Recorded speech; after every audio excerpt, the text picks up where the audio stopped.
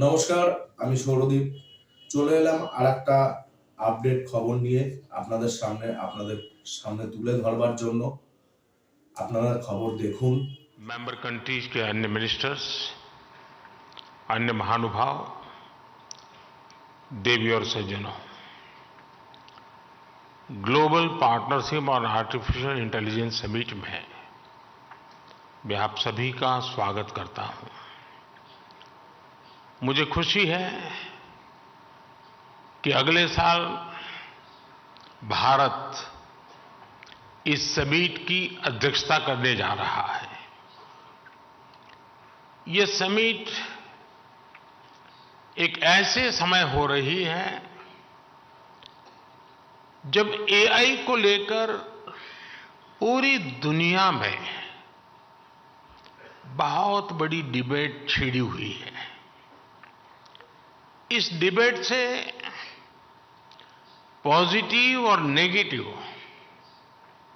हर प्रकार के एस्पेक्ट्स सामने आ रहे हैं।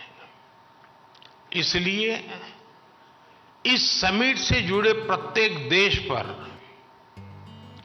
बहुत बड़ा दायित्व है।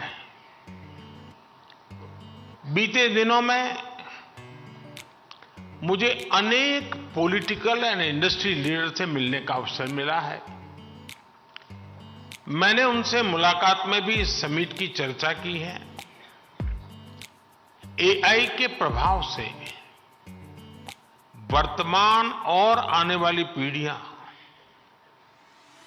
कोई भी छूटी नहीं है। हमें बहुत सतर्कता के साथ, बहुत सावधानी के साथ आगे बढ़ना है।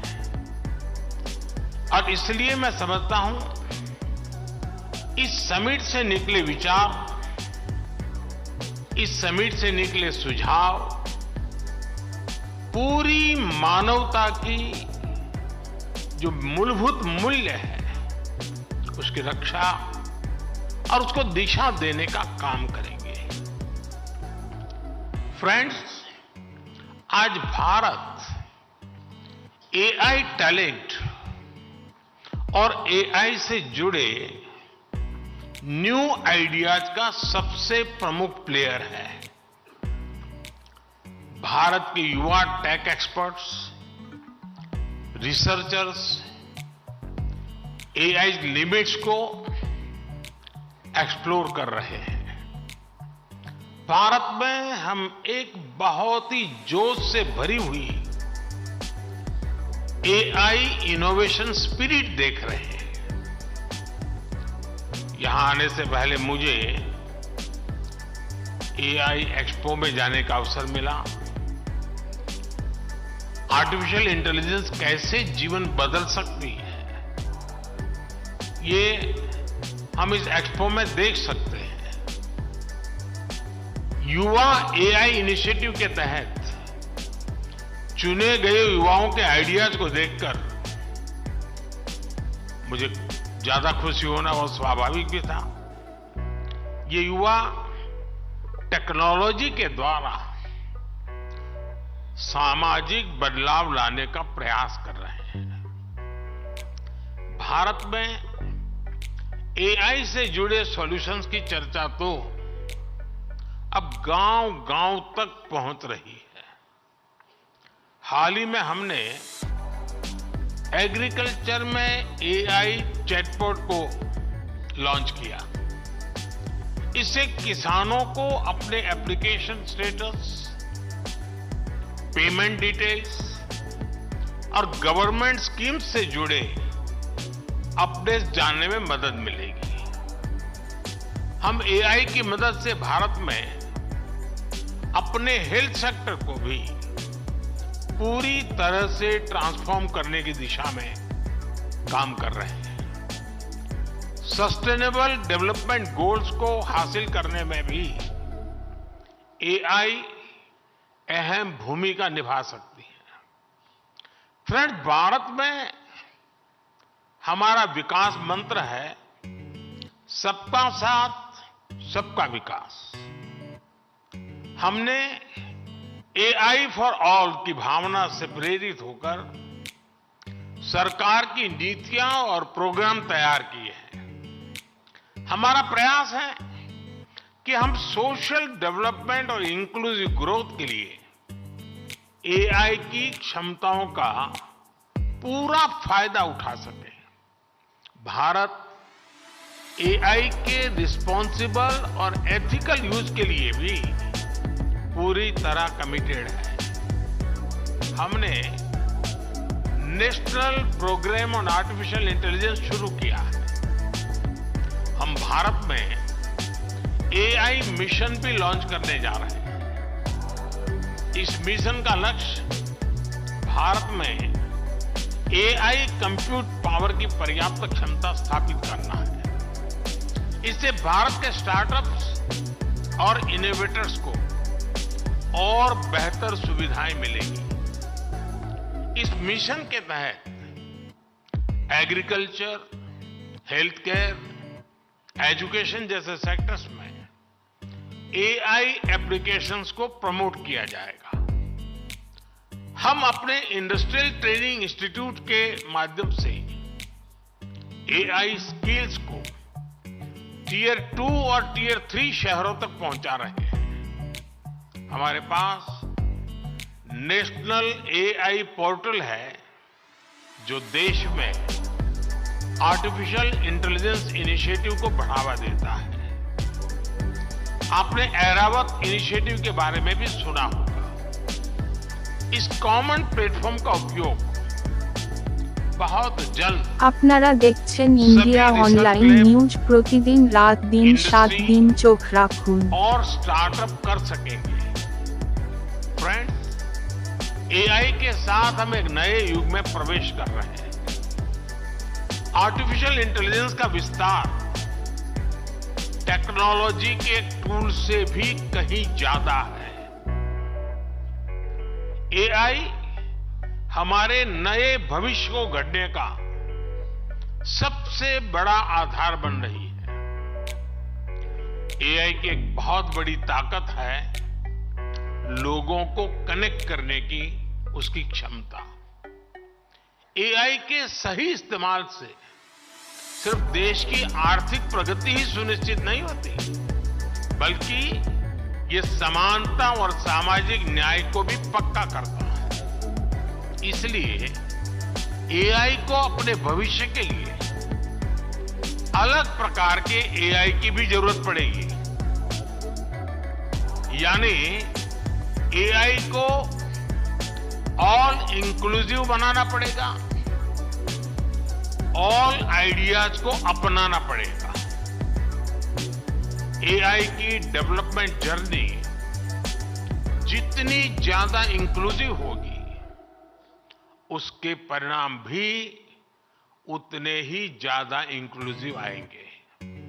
हमने देखा है कि पिछली शताब्दी में टेक्नोलॉजी तक अनइक्वल एक्सेस की वजह से समाज में मौजूद असमानताएं और बढ़ गई थी।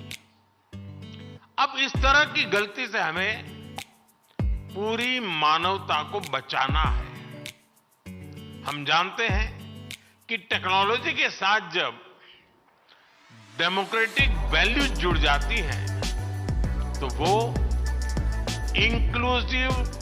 इंक्लूजन की दिशा में मल्टीप्लायर के तौर पर काम करती है।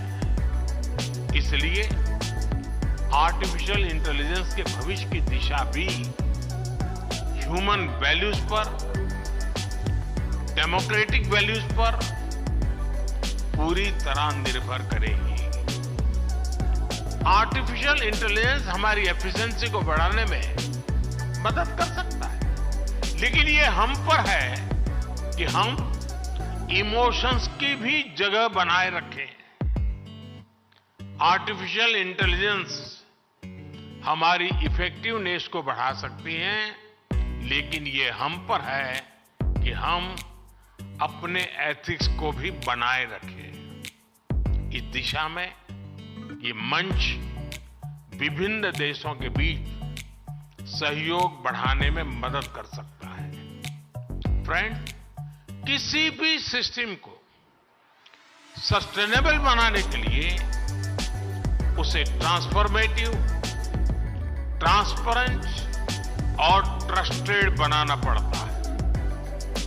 इसमें कोई संदेह नहीं कि एआई ट्रांसफॉर्मेटिव तो है ही, लेकिन ये हम पर है कि हम इसे ज्यादा से ज्यादा ट्रांसपेरेंट बनाएं। अगर हम इस्तेमाल हो रहे डेटा और एल्गोरिदम को ट्रांसपेरेंट और फ्री फ्रॉम बायस बना सके तो एक अच्छी शुरुआत हुई। हमें दुनिया भर के लोगों को यह यकीन दिलाना होगा कि एआई उनके लाभ के लिए है, उनके भले के लिए है।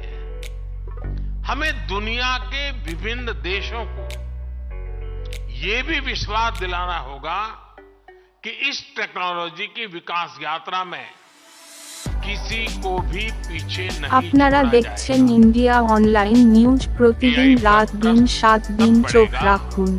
जब एआई से जुड़े एथिकल, इकोनॉमिक और सोशल कंसर्न्स पर ध्यान दिया जाए। उदाहरण के लिए, अगर अपस्किलिंग और रीस्किलिंग एआई के ग्रोथ कर्व का हिस्सा बन जाए तो युवा ये भरोसा कर पाएंगे कि एआई उनके भविष्य की बेहतरी के लिए है।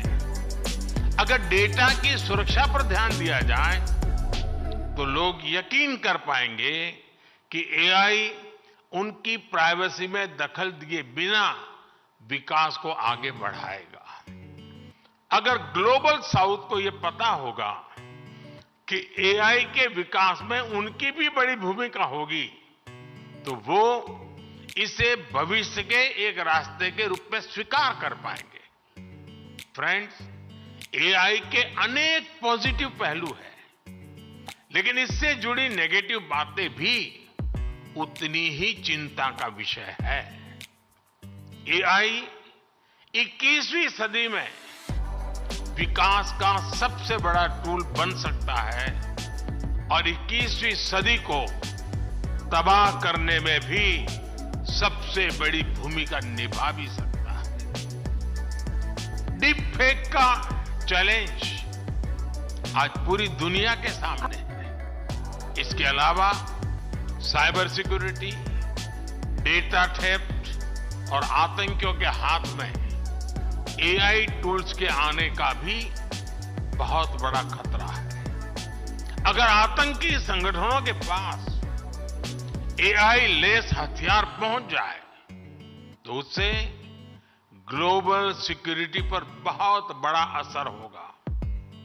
हमें इस विषय पर चर्चा करके एक ठोस प्लान तक पहुंचने की जरूरत है कि कैसे एआई के गलत इस्तेमाल को रोका जाए।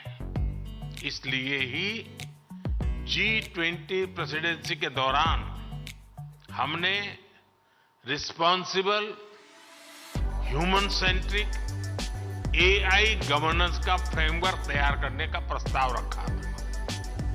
G20 न्यू दिल्ली डिक्लेरेशन ने एआई प्रिंसिपल्स के प्रति सभी सदस्य देशों के कमिटमेंट की पुष्टि की है। सभी सदस्यों में एआई के उपयोग से जुड़े खतरों को लेकर एक अंडरस्टैंडिंग थी। जिस तरह हमारे पास विभिन्न अंतर्राष्ट्रीय मुद्दों के लिए समझौते और प्रोटोकॉल्स हैं, उसी तरह हमें एआई के एथिकल यूज के लिए मिलकर ग्लोबल फ्रेमवर्क तैयार करना होगा। इसमें हाई रिस्क या फ्रंटियर एआई टूल्स की टेस्टिंग और डिप्लॉयमेंट के लिए प्रोटोकॉल भी शामिल होगा।